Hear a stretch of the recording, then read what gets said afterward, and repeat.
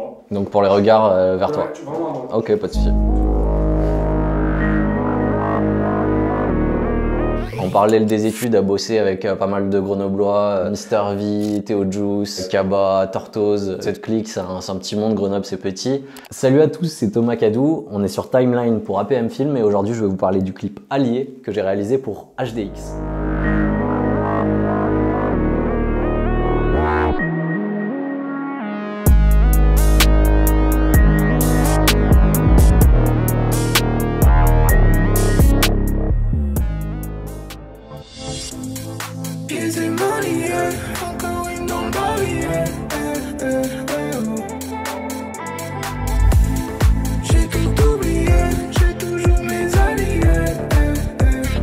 Je pense que j'ai commencé assez tôt. Assez tôt, je savais que je voulais partir vers l'audiovisuel. Je geekais un peu, je faisais des vidéos de test.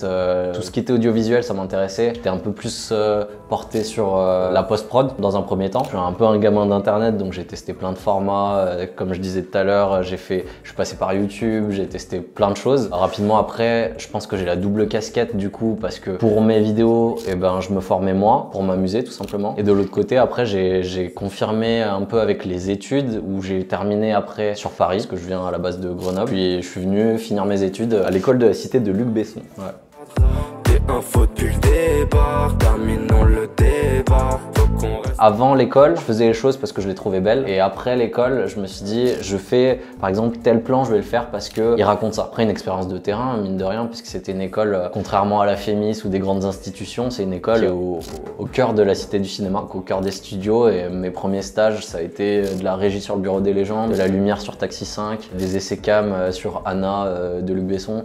Donc en fait, tu baignes dedans quoi. J'ai perdu la money, j'ai pas beaucoup dormi, non.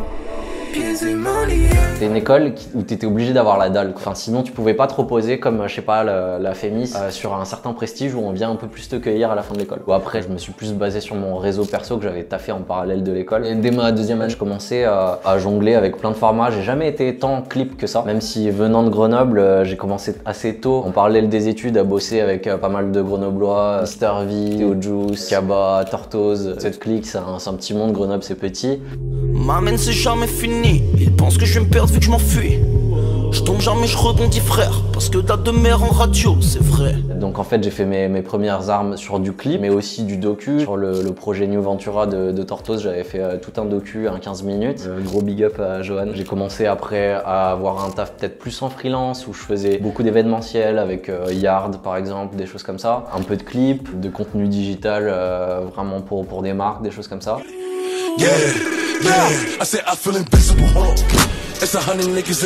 Un travail à faire sur moi, même juste pour me dire je suis réel. Toujours un espèce de syndrome de l'imposteur où t'oses pas le dire tout de suite. Moi, pour ma part, plus jeune, je me disais, je trouvais ça assez prétentieux. Qu'au final, c'est ce qu'on fait. Il n'y a pas de honte à avoir par rapport à ça.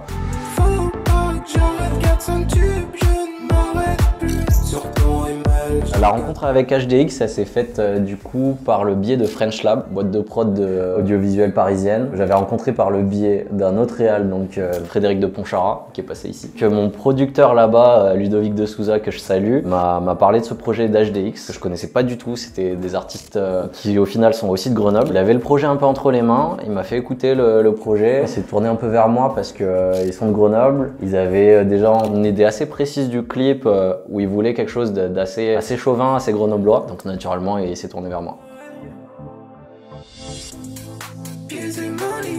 C'est un peu du cas par cas selon les clips. J'écoute le son, ça vient instinctivement. Il y a d'autres choses où je vais me baser un peu plus sur les paroles. Pour le coup, HDX, c'est des artistes qui savent vraiment l'univers vers lequel ils veulent tendre. J'aime bien avoir les premières lignes. Carte blanche totale, en tout cas une page blanche. Je vais partir un peu dans tous les sens. Dans l'exemple d'HDX, on aurait pu partir vraiment sur la thématique. On aurait pu explorer plein de choses. Eux, ils avaient une idée un peu précise d'un univers futuriste. L'idée un peu originale, à savoir une histoire de 3 points de vue, une rencontre de 3 mecs qui partent dans un univers plus digital, avec des refs à Code Lyoko. Moi, je suis des années 90, milieu 90, donc ça me parlait totalement.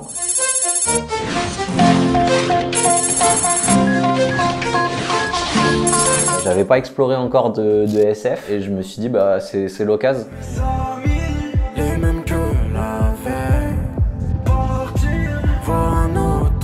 vers futuriste, vu que c'est pas mon terrain de prédilection à la base. Je voulais pas partir sur un futur trop chargé visuellement. Ce que j'appelle du futuriste un peu garbage, où tu vas avoir plein d'écrans d'ordinateur, des fils de partout. C'est pas ce que je cherchais. Justement, une esthétique un peu plus que cra.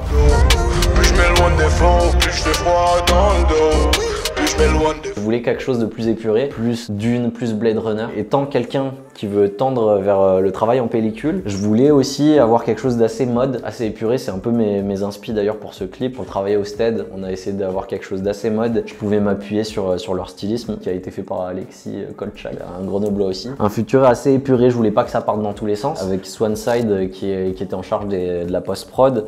Ce premier tableau en fait, on est avec Ryan qui est à l'extérieur de la ville. Je voulais qu'on voit se dessiner donc ville futuriste, mais sans que ça parte dans tous les sens. Ramener notre menace qu'on a un peu là, que c'est pas une vraie déflagration, mais je voulais juste une menace un peu constante qu'on retrouve un peu à d'autres moments du clip. Cette ref, la Tour Perret, qui est un élément très grenoblois, un monument qui existe vraiment. Ça m'a fait plaisir, ça m'a fait me dire il faut arrêter de clipper à Paris en fait. Ce clip là n'aurait pas été possible à Paris. Ça aurait été un clip qu'on a déjà vu, je pense. Ramener de la nature dans ce clip qui à la base était sur le papier très futuriste, très urbain. On est parlé aux trois gars d'HDX, je leur ai dit directement, moi ce que je veux vous apporter c'est un peu plus d'air. Pour moi le futur c'est pas que des voitures volantes etc. Une vue sur Grenoble qui est fictive parce que tous ces bâtiments finalement c'est vraiment que du compositing, donc à la base on a vraiment juste le champ, on n'a pas tous ces bâtiments qu'on a rajoutés en post-prod. Ramener pour la première fois donc cette tour qui revient constamment dans le clip, notre ref un peu à Code Lyoko avec la tour de synchronisation dès qu'il passe le portail, c'est pour ça qu'on la voit s'activer un peu plus tard quoi.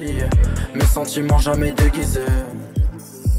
On avait énormément de séquences sur ce clip-là. Moi, je cherchais pas à blinder d'effets. Je voulais avoir des effets forts dans des moments clés, sachant qu'on avait des décors qui étaient suffisamment forts visuellement pour pas avoir à en rajouter, mais avoir des moments clés qui me permettaient en fait de mettre en scène un peu le chaos autour du clip, l'apocalypse un peu vis-à-vis de plusieurs facteurs. On a vu tout à l'heure le côté menace constante dans le ciel, et je voulais apporter différents facteurs, notamment le côté du glitch là sur la main où on a vraiment Thomas qui se regarde en fait se désynchroniser. Donc avec François en post-prod, ce qu'on a fait, c'est qu'on avait fait une double passe. Une passe de la main qui se tourne et une passe à vide sans rien. Je lui ai demandé vraiment d'aller chercher du glitch où on sentait vraiment le côté un peu contemplatif d'un mec qui se regarde un peu, qui se voit un peu disparaître.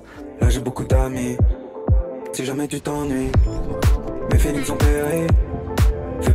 Ramener le futuriste et les effets sur plusieurs tableaux. Pour le côté technologique, on avait vraiment juste l'interface, POV d'ordinateur où on est vraiment avec le mec. Dans les rêves que j'avais, le côté un peu Iron Man quand t'es dans le casque avec toute l'interface graphique où là c'est vraiment juste des éléments graphiques en 2D qu'on va rajouter en surimpression. On peut te mettre des fenêtres un peu partout, le faire jouer là-dessus, notamment quand il en joue sur le côté tactile. On dire un truc? Ouais.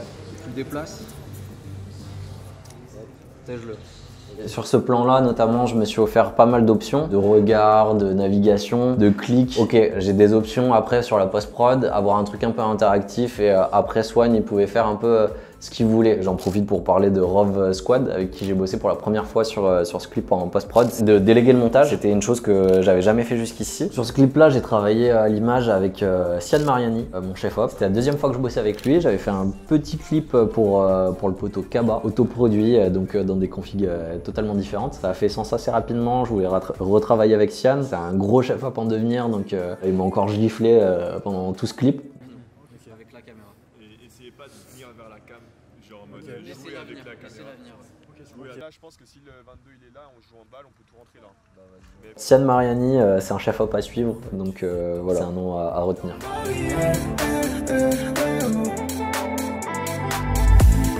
Là en fait on est au marché d'intérêt national de Grenoble, c'est vraiment un entrepôt, vraiment pour de l'alimentaire à la base. On a eu justement grâce à Théo de French Lab qui nous a bougé ça en 48 heures. Bon, il est trop chaud. Faut se dire que les gens d'extérieur, on dirait une demi-boîte de conserve. Je dis pas que c'est comme ça, c'est incroyable à l'intérieur. Ils deviennent très petits dans ce lieu-là. C'est l'occasion en fait de ramener un peu du drone FPV grâce à mon pote Augustin et qui est Dave Prod sur les réseaux. Un terrain de jeu assez fou parce que ça nous a permis aussi de faire des passages en fait dans les coursives entre les croisillons et la structure principale qui est au-dessus. Comme j'ai pu le dire juste avant, ça me permettait d'avoir quelque chose de futuriste sans effet, sans artifice, juste du stylisme, de l'attitude, de l'architecture et voyager sans avoir besoin de post-prod. Sur ton email, je vais gâter tout ton email. Sur sur cette séquence, donc on est avec Hugo. On voulait encore une fois un point de vue sur la ville, ça nous permettait encore de plonger dans un Grenoble futuriste, ramener quelque chose où on était au cœur de la ville, là où il y avait le plus gros challenge, parce que Grenoble c'est une ville au cœur des montagnes, ce n'est pas Atlanta, Chicago où tu as des grosses barres d'immeubles. À la base, on a juste donc ce bâtiment qui est réel, qui est le pâté Chavant de Grenoble, qui est assez graphique. On avait une base de travail où on a un bâtiment qui est assez futuriste, avec des grosses fenêtres. On a rajouté des éléments graphiques par-dessus. Là, on voit tous les éléments qui ont été rajoutés par Swanside. Et un gros travail de compositing et de 3D en fait pour densifier la ville et faire que ce bâtiment qui devienne au final le plus petit de ce plan-là. Aller chercher la hauteur encore une fois, ramener encore cette menace avec ces espèces de flares rouges. Faut pas que j'arrête 4-5 tubes, je ne m'arrête plus. C'est plus la peine d'aller. Sur ce plan-là où on est full 3D, contrairement à la plupart des plans VFX de tout le clip, où on mélangeait des éléments réels et des éléments de post-prod, full numérique, full 3D. Ce que je cherchais à mettre en scène, c'était vraiment le passage à autre chose, le côté virtualisation Code Lyoko. Gros travail de 3D. C'était la première fois que je bossais en 3D. Je pars de rien. Même parallèle que quand en tant que réal, tu ponds un pitch et que d'un coup tu le vois naître. Beaucoup d'échanges sur juste l'environnement donc derrière eux, des questions qui se sont posées par rapport aux yeux. Ce qui est fort et ce qui m'a impressionné même, c'est que le scan de 3D, il a été fait seulement à partir de 3 photos. La technologie qui a été utilisée, elle se base sur 3 photos. Une photo de la personne donc de face, 45 degrés à droite, 45 degrés à gauche. Donc 3 photos comme ça, seulement pour les visages des gars. C'est les photos que j'ai prises à Grenoble en pré-production pour modéliser les vêtements, ce qui veut être pantalon, veste, une photo recto, une photo verso. Pour les baskets, donc là on voit pas parce qu'elles sont dans le blur, mais les baskets c'était une 50aine de photos où on tournait autour de la paire. Faut savoir que il y a plus de travail sur leur paire de sneakers que sur leur visage. Franchement j'étais impressionné. Après c'est ultra fastidieux le travail en 3D parce que faut savoir se projeter. Autant en tant que réal, mais les artistes également, parce qu'on y va élément par élément. Donc il y avait d'abord les mecs, après les mecs avec leur stylisme, les éléments de décor, donc tout l'environnement 3D, le rajout derrière eux du portail pour avoir le point de raccord avec le passage le moment d'avant. Du sud au nord, dans ma tête c'est le désordre.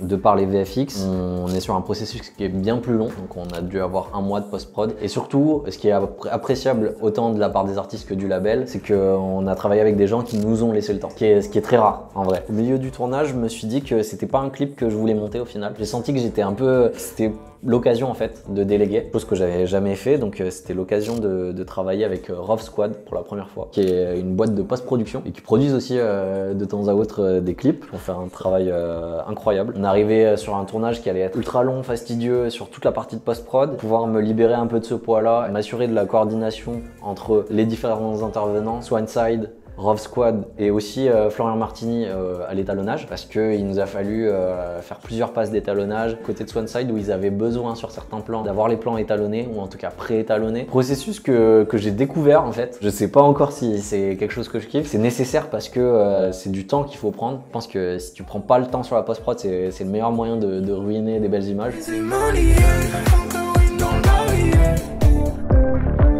Le processus de post-prod il a été suffisamment long. Je suis arrivé à un moment où j'avais plus du tout de recul sur le clip, donc il était nécessaire de le sortir. Tous les lieux qui sont assez inédits, j'avais plus du tout de recul parce que c'était des lieux que j'avais vus en montage sous je sais pas combien de versions. Je ne mangeais plus cette claque là. Une fois que le projet est ressorti, j'ai pu réapprécier et redécouvrir les points forts du clip de par les yeux des gens qui se mangeaient le truc. Sur le plan personnel, comme j'ai pu le dire, c'est que c'est un clip qui me ramène un peu à la maison, qui me permet de raconter un futur dans une ville qui n'est pas spécialement futuriste, quand même bien tributaire du regard des gens. On arrive souvent à saturation du morceau, des images, donc au bout d'un moment, il faut que les choses sortent. Tu prends du recul, tu reprends ton moodboard, tu regardes un peu, t'es resté fidèle ou pas à ta vision. Moi, ce que j'aime travailler sur mes dossiers et sur mes pitchs, ça nous permet d'avoir un cap en tant que réal. En préparant à cette interview, je l'ai revu et je me suis dit ok, ça ressemble à ce que j'avais pensé. Et donc c'est là où je me dis ok, mission accomplie quoi. C'était Thomas Cadou pour Timeline. Merci à PM Film et à bientôt pour des nouveaux clips.